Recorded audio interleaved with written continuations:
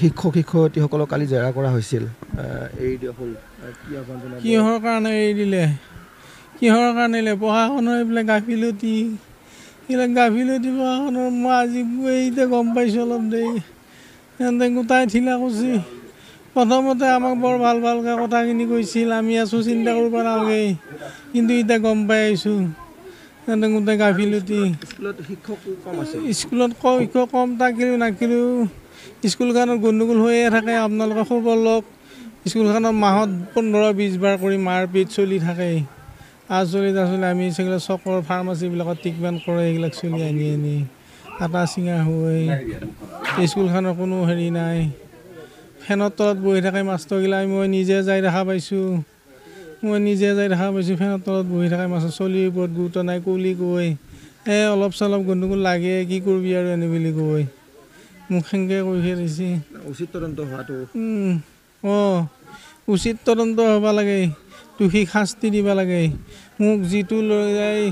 ল'ৰাটো ঘুচি মাৰলা তাত ফাঁচি হ'ব লাগে তৎমুহূৰ্তত ফাঁচি হ'ব লাগে আচলতে পিতৃ পুনৰ কৈছোঁ যে কৰুণ ঘটনাই সমগ্ৰ জিলাখনতে জোকাৰি গৈছে সমগ্ৰ অঞ্চলজুৰি জোকাৰি গৈছে যিহেতু সমগ্ৰ ঘটনা অঞ্চলজুৰি জোকাৰি গৈছে শোকৰ ছাপ পৰিছে ইতিমধ্যে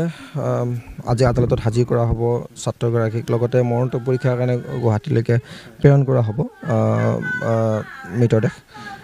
সমগ্ৰ ঘটনাৰ আচ্ছা এই ক্ষেত্ৰত মই বৰ বিশেষ নকওঁ ঘটনাটোৰ লগত আছোঁই কালিৰ পৰা ইয়াত মেইন একিউজ বুলিয়ে কৈছোঁ মই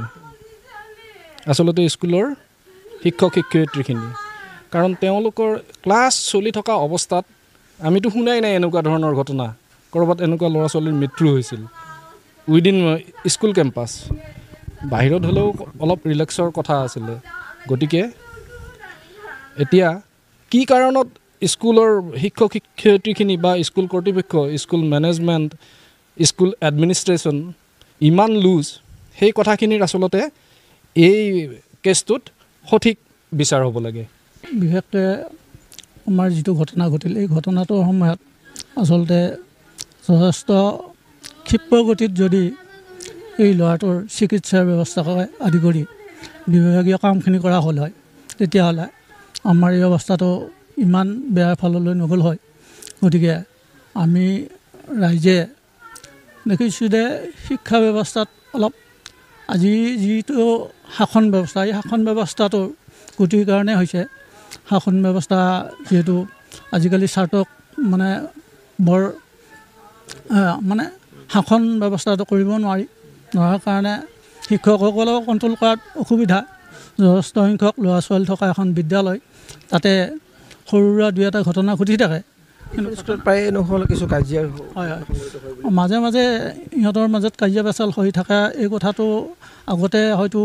জ্ঞাত হৈছিল কিন্তু তাৰ প্ৰতি হয়তো শিক্ষক শিক্ষয়িত্ৰীসকলে বা ছাত্ৰ ছাত্ৰীসকলে যিখিনিয়ে জানে তেওঁলোকৰ মাজতো এইখিনি কথা আলোচনাৰ যোগেদি নহাৰ কাৰণে আজি এই সমস্যাটো হ'বলগীয়া হ'ল এইটো কাৰণে আচলতে আমি গোটেই পৰিয়ালটোৰ লগতে গাঁওবাসী আৰু গোটেই অঞ্চলজুৰি শোকৰ ছাপ পৰিছে এইখিনিয়ে মোক যিহেতু বিদ্যালয়খনত শিক্ষক 17গৰাকী শিক্ষক শিক্ষয়িত্ৰী আছিল মাত্ৰ 7গৰাকী শিক্ষক শিক্ষয়িত্ৰীহে উপস্থিত আছিল এইটো এটা দুৰ্ভাগ্যজনক কথা গতিকে যদি গোটেইখিনি শিক্ষক থাকিল হয় আজি হয়তো এই পৰিৱেশটো কেতিয়াও নাহিল হয় গতিকে শিক্ষকৰ সমগ্ৰ ঘটনাৰ উচিত তদন্ত হোৱাটো আমি বিচাৰোঁ আমাক আৰু ল'ৰাটো যিহেতুকে নায়ে এতিয়া আমাৰ উচিত তদন্ত আৰু আমাৰ ন্যায় লাগে আমাক ন্যায়টো আমি বিচাৰিছোঁ এইটো যাতে আমাক পৰিয়ালটোক ন্যায় দিয়ে এইটো কাৰণে আমি বিচাৰিছোঁ স্কুল কৰ্তৃপক্ষ কি ক'ব স্কুল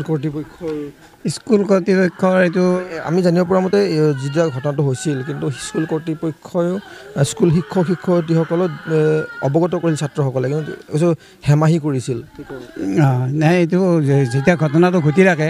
তেতিয়া তাৰমানে কোনোবা এজন ছাত্ৰই মানে কৈছিল কিন্তু কওঁতে তাৰমানে তেওঁলোকে তাৰমানে এইটো গুৰুত্ব নিদিলে তেওঁলোকে বহি থাকিল কিন্তু তেওঁলোকে ওলাই নাচালে যদি চালে হয় তেতিয়া নিশ্চয় হয়তো ঘটনাটো হ'ব নাপালা হয় গতিকে এতিয়া আমি যাতে আৰু ভৱিষ্যত এনেকুৱা যাতে নহওক আমি সেইটো তাৰমানে কামনা কৰিছোঁ আৰু যাতে বেলেগ ল'ৰা ছোৱালীৰ ভিতৰত যাতে আৰু এনেকুৱা নহওক আমি সেইটোকে কামনা কৰিছোঁ। নিশ্চয়কৈ পুনৰ কৈছোঁ যে কৰুণ ঘটনাক লৈ বৰ্তমান জোকাৰি গৈছে অঞ্চলজুৰি সকলো শোকৰ ছাঁ পৰিছে। গাঁওবাসী আছে, উচিত তদন্ত হওক, লগতে শিক্ষক শিক্ষয়িত্ৰীসকলৰ হেমাহি বাৰম্বাৰ কৈ আছে শিক্ষক শিক্ষয়িত্ৰীসকলৰ হেমাহি। যোৱাকালি যিটো অঘটন হ'ল একচুৱেল সেইটো তাৰমানে অকল শিক্ষয়িত্ৰী বা প্ৰধান শিক্ষয়িত্ৰীৰ কাৰণে এই ঘটনাটো হ'বলৈ পালে আৰু তেওঁলোক শিক্ষকখিনি তাৰমানে অকল দৰমহাৰ স্বাৰ্থতহে তেওঁলোকে শিক্ষকতা কৰি আছে। তেওঁলোকে তাৰমানে স্কুলখনৰ কোনো তদাৰকত কোনো তেওঁলোক নিৰীক্ষণত তেওঁলোকৰ মনোনিৱেশ নকৰে।